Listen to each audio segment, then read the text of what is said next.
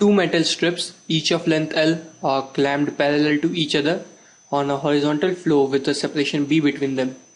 A wire of mass M lies on them perpendicularly as shown in figure. A vertically upward magnetic field of strength B exists in the space. The metal strips are smooth with the coefficient of friction between the wire and the floor is mu.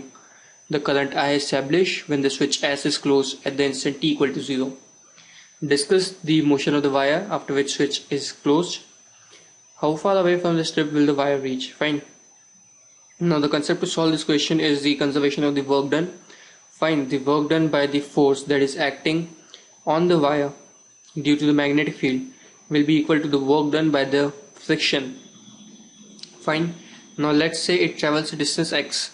So the work done by the magnetic field will be force into L, and that has to be equal to the work done by friction, and the work done by the friction will be mu into x, where x is the distance covered or the distance traveled by the wire.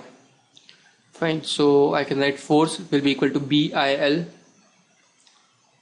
where the length of the wire is equal to B into L is equal to mu to x. Now mu can be written as mu mg because this is the frictional force, so it can be written as mu into m into g. Fine. So the value of x comes out to be BIBL by mu mg. That is the answer.